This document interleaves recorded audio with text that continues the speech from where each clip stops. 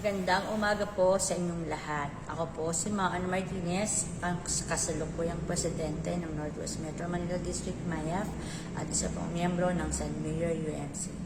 Isang kagalakan po na mapaunlakan ako sa online morning devotion ng Crossroad UMC.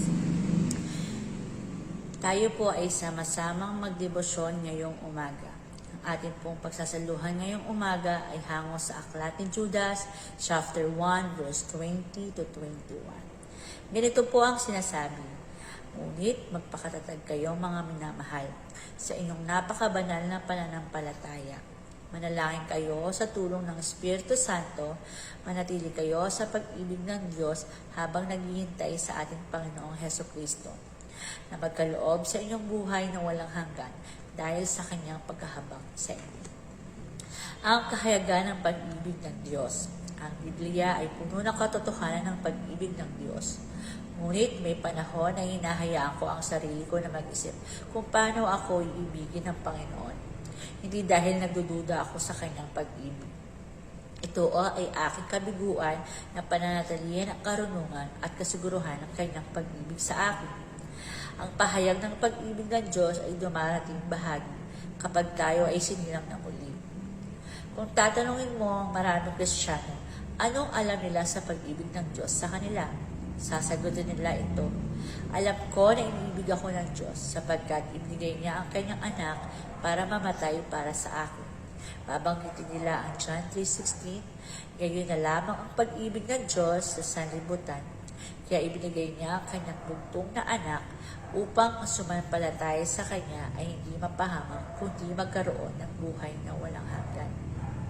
Isang kahanga-hangang sandali kung susunggaban mo ang katotohanan ng ito.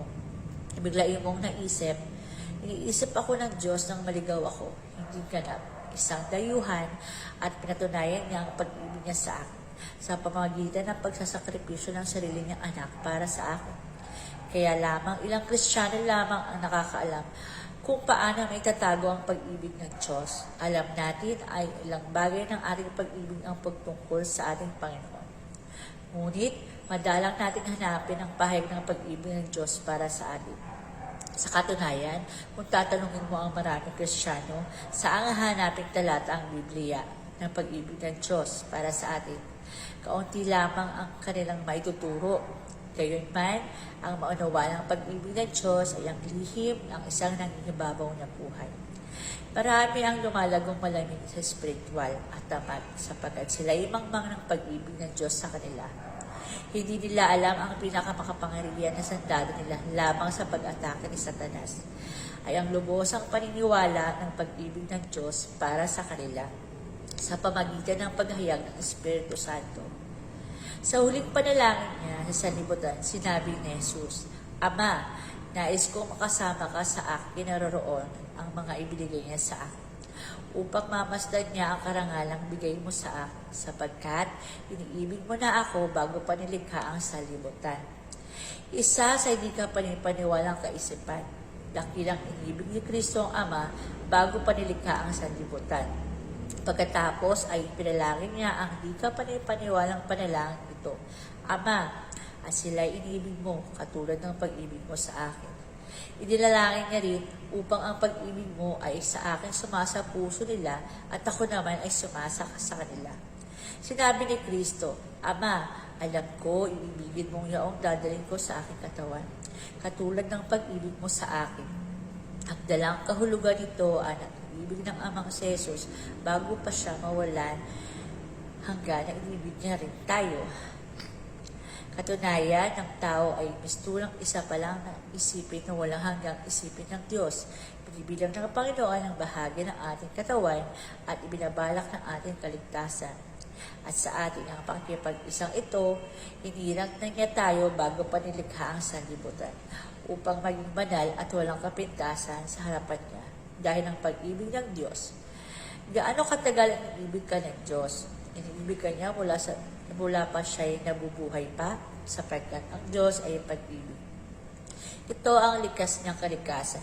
Iniibig ka niya bilang makasalanan. Iniibig ka niya nang nasa sinapupunan ka pa. Iniibig ka niya bago pa magsimula ang sanlibutan. Walang simula ang pag-ibig niya sa iyo at wala rin katapusan. Kailan matatapos ang pag-ibig ng Diyos sa iyo? Ihito ang pag-ibig niya sa iyo kapag huminto lang ang pag-ibig niya sa kanyang sariling anak. Isang bagay na di maaaring sinabi ni Kristo. Mahal niya ang kanyang mga tagasunod na nasa sanlibutan. At ngayon, papakita niya ako hanggang saan ang kanyang pag-ibig sa kanila. Muli, magandang umaga po sa bawat isa. Salamat po sa iyong pakikisa sa ating morning devotion. Sa Diyos po ang nagpupulong. Good morning po sa inyong lahat. Ngayon po ay February 26, 2024. At purihin ang Panginoon sa buhay ng ating kapatid na si Maan Martinez, ang President ng UMYAF sa Northwest Metro Manila District, para sa kanyang ibinahagi para sa ating morning devotion para sa umagang ito. Tayo dumako sa prayer time, tayo ay manalangin. Banal at makapangyarihang Diyos, pinupuri ka namin at pinasasalamatan sa umagang ito ng Monday. Isa na namang morning devotion ang aming natunghayan sa pamamagitan ng iyong anak na si kapatid na Maan. Salamat po Panginoon dahil sa pamamagitan niya ay muling nahayag ang iyong kadakilaan sa bawat isa sa amin na kung saan ito ay magagamit namin sa kabuuan ng araw na ito upang ikaw ay aming patuloy na makita, maranasan, madama sa aming mga buhay. Pinagpipray ko po sa iyo sa mga oras na ito, ng mga kapatid namin na nanonood at nakikinig sa kanilang tahanan, sa iba't ibang lugar na kanilang kinabibilangan. Ano man po ang kanilang pinagpipray ay bigyan niyo po ng katugunan. Pinagpipray ko rin po sa iyo sa mga oras na ito ang aming kapatid na RB Flores. In the name of Jesus, tulungan niyo po siya, samahan niyo po siya Panginoon, nawa ay kagalingan na nagmumula sa iyo ang maramdaman niya sa mga oras na ito. Pinagpipray ko rin sa iyo si Ate Jo Flores. Tulungan niyo po ang anak mong ito patuloy na magtiwala at manampalataya sa iyo na anumang uri ng karamdaman ay meron kang kayang gawin sa aming mga buhay. At ganoon din po sa iba pang mga kapatid namin na nanonood na maaaring humihingi rin ng kagalingan na nagmumula sa iyo. Pagalingin niyo po sila, dakilang Diyos, at ikaw din ang patuloy nilang maranasan sa kanilang buhay. Salamat po Panginoon sa umagang ito. Salamat sa panibagong buhay at kalakasan na ipinagkakalob niyo sa bawat isa sa amin. Patuloy niyo po kaming ingatan, samahan, lalo na po sa mainit na panahon. Huwag niyo po kaming pababayaan. Ganoon din po ang mga kapatid namin sa ibayong dagat. Ingatan niyo po sila, bagamat sila ay malayo.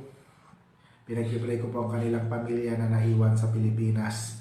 At ganoon din Panginoon, pinagpipray ko rin sa iyo ang aming bansa. Patuloy mo pong maranasan ang aming minamahal na bansa, kapayapaan, kaayusan, katahimikan sa aming minamahal na bansa. Maraming pong salamat. Samahan niyo kami sa kabuuan ng araw na ito. Huwag niyo po kaming iwan at pababayaan.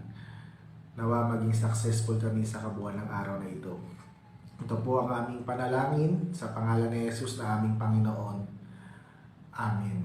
Ayan, natapos na naman tayo para sa isa na namang morning devotion sa umagang ito mula po dito sa Crossroad United Methodist Church.